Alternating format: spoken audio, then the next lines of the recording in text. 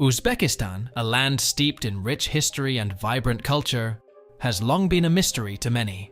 Nestled in the heart of Central Asia, this gem of a country holds within its borders a treasure trove of surprises waiting to be uncovered. From majestic architecture to mouth-watering cuisine, there's something enchanting about Uzbekistan that captivates the senses and leaves a lasting impression. In this video, we're going to delve deep into the heart of Uzbekistan and uncover some surprising facts that will leave you in awe. So sit back, relax, and prepare to be amazed as we embark on a journey to unravel the mysteries of life in Uzbekistan. Number 1. It's a double landlocked country. Uzbekistan nestled snugly in Central Asia, bordered by 5 landlocked countries. That's right, count them! Kazakhstan to the north, Kyrgyzstan to the northeast, Tajikistan to the southeast, Afghanistan to the south, and Turkmenistan to the southwest. Uzbekistan isn't just your run-of-the-mill landlocked nation. No. It's in a league of its own as one of the world's only doubly landlocked countries. That's right, you heard me correctly. It's not just landlocked once, but twice over. How's that for a unique geographical quirk? So, what exactly does it mean to be doubly landlocked? Well, it's like this. For Uzbekistan to dip its toes in the ocean, you'd have to embark on a journey crossing not one but 2 landlocked countries. Imagine the adventure. And guess what? The only other member of this exclusive club is Liechtenstein, nestled in the heart of Europe. Wrap your head around that for a moment. In a world where shorelines seem just a stone's throw away, Uzbekistan stands as a testament to the diversity of our planet's geography. It's a reminder that even within landlocked borders, there's a world of discovery waiting to unfold. Number 2. Russia ruled Uzbekistan for nearly 2 centuries. It all began in the latter half of the 19th century when Russia, expanding its empire, conquered vast swathes of Central Asia. This region, known for its diverse Turkic languages and cultures, fell under Russian dominance, forming what was then called Russian Turkestan. Picture this. A land where the echoes of ancient Silk Road caravans met the advancing footsteps of Russian soldiers. Fast forward to 1925, when the Soviet Union tightened its grip over the area, transforming it into the Uzbek Soviet Socialist Republic. Under Soviet rule, Uzbekistan experienced both progress and hardship as it navigated through the turbulent waters of political change and economic transformation. But it wasn't until the dawn of the 1990s that Uzbekistan would finally break free from the shackles of Soviet control. In 1991, amidst the crumbling of the Soviet Union, Uzbekistan declared its independence, marking a pivotal moment in its history. Yet, the journey towards self-governance wasn't without its challenges. Enter Islam Karimov, a figure who loomed large over Uzbekistan's political landscape for nearly 3 decades. Islam Karimov, an authoritarian leader, held the reins of power from 1989 until his passing in 2016. His tenure was marked by both progress and controversy as Uzbekistan sought to find its footing in the tumultuous post-Soviet era. From economic reforms to crackdowns on dissent, Karimov's legacy is as complex as the nation he governed. Number 3. Cotton is known as white gold in Uzbekistan. Cotton, also known as white gold, plays a significant role in Uzbekistan's economy. In fact, it accounts for a staggering 17% of the country's exports. But what exactly makes cotton so valuable here? Each year, Uzbekistan produces around 1 million tons of cotton fiber, making it the 8th largest producer and the 11th largest exporter in the world. That's a lot of cotton. But here's where it gets interesting. Despite its profitability, the cotton industry in Uzbekistan has a controversial side. Human rights groups have criticized Uzbek authorities for decades for their practices in the industry. Shockingly, around 1 million students, government employees, and even doctors are forced by the government to pick cotton each year. This practice has sparked widespread condemnation from international organizations. It's a harsh reality that much of the cotton picked under these conditions ends up in the global supply chains and on the shelves of our favorite high street shops. But despite the controversies, Uzbekistan remains a major player in the global cotton market. With annual exports reaching 700,000 to 800,000 tons, it plays a significant role in meeting the world's demand for this versatile fiber. Number 4. one of the world's largest open-pit gold mines. Introducing the Muruntau Gold Mine.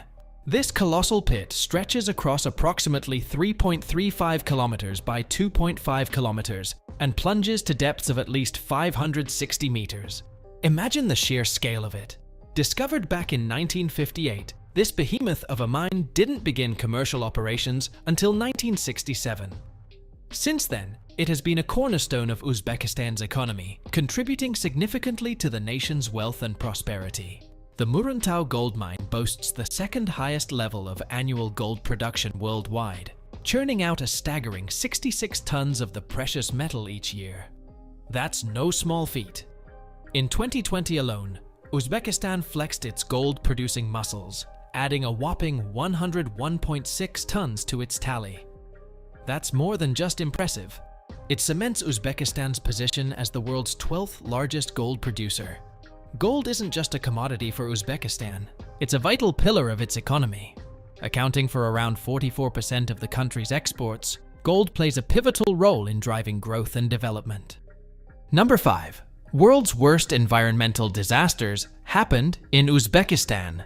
In the 1960s, the Soviet Union embarked on an ambitious project to divert the rivers feeding into the Aral Sea, all in the name of agricultural expansion. Their goal? To transform the arid desert landscape into fertile farmland, particularly for cotton and other crops. And indeed, their efforts bore fruit. Vast stretches of desert bloomed into fields of green, sustaining livelihoods and feeding communities. But at what cost? As the waters of the Aral Sea dwindled, so too did its once thriving fisheries. Entire communities that depended on fishing for their livelihoods found themselves stranded on dry land, their way of life disappearing before their eyes.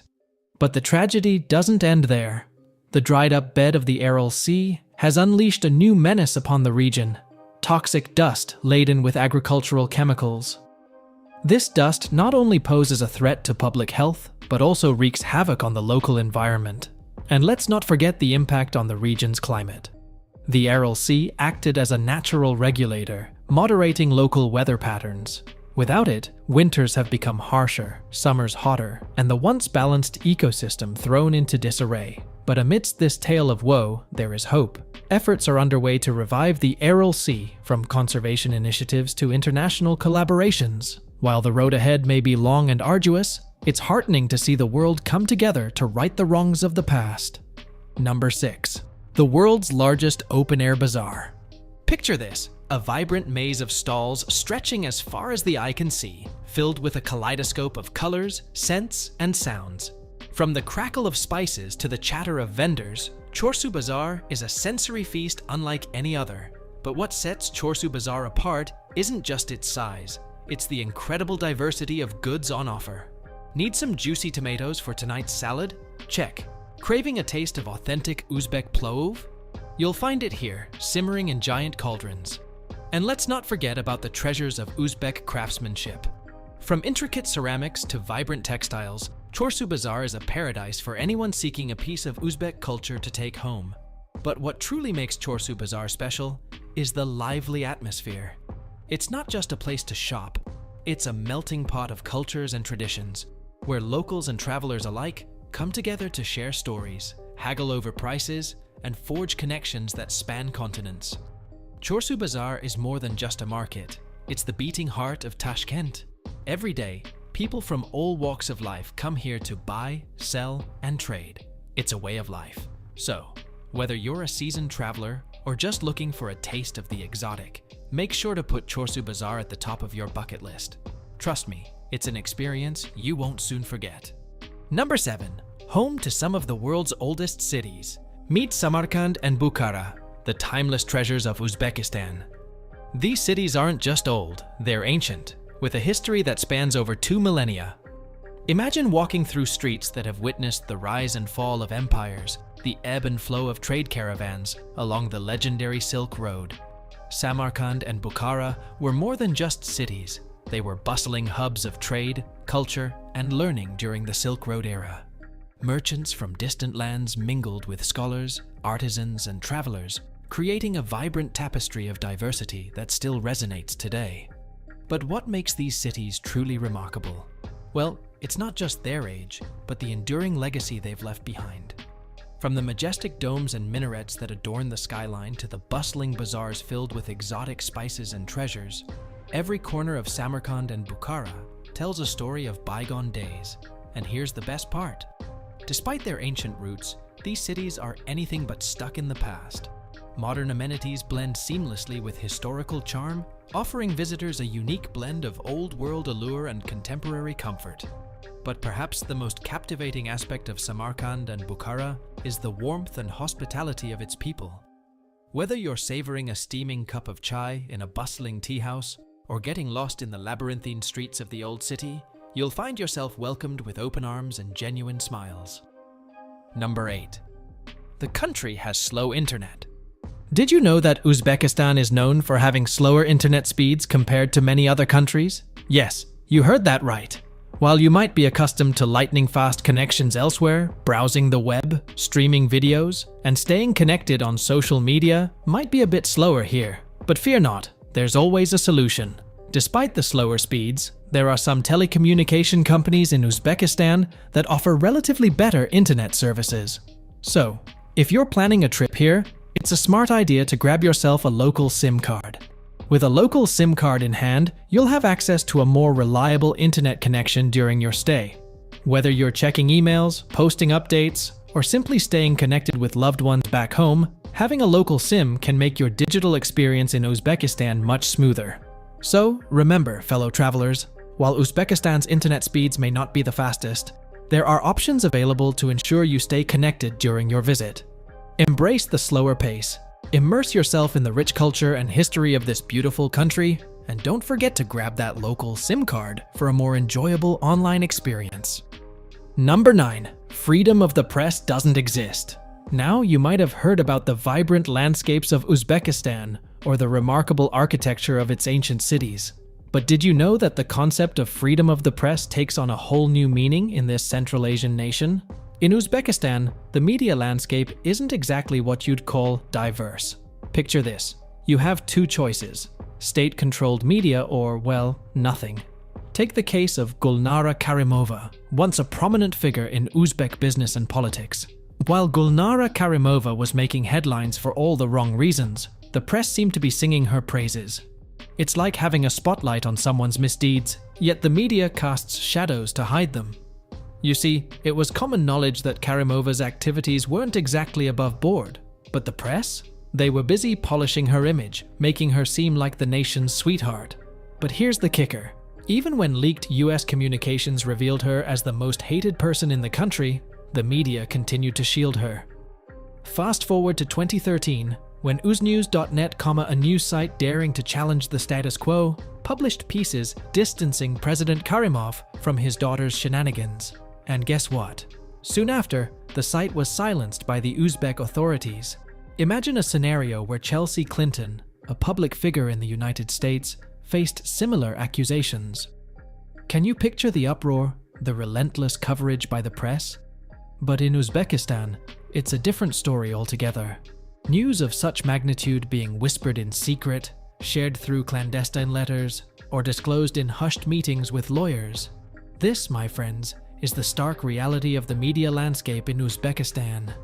And let's not forget the brave souls who dared to speak truth to power, only to find themselves behind bars. 4 journalists, still languishing in Uzbek jails for daring to criticize the state. So, the next time you hear about Uzbekistan, remember this surprising fact. Freedom of the press, as we know it, doesn't quite exist there. Number 10. A lost city. The size of Monaco was literally just discovered. So, what's the scoop? Let me break it down for you. The story begins in the heart of Central Asia, in Uzbekistan, a land steeped in history and culture. Now imagine this. Since 2011, a collaboration between Chinese and Uzbek archaeologists has been underway, tracing the ancient Silk Road routes. And guess what? They've struck gold. Enter Ming Tepe, nestled in the Fergana Valley. Initially believed to be a mere stopover point along the Silk Road, this unassuming site has turned out to be a treasure trove of history. Recent excavations have revealed something truly mind-boggling: a 2,000-year-old settlement. Now picture this.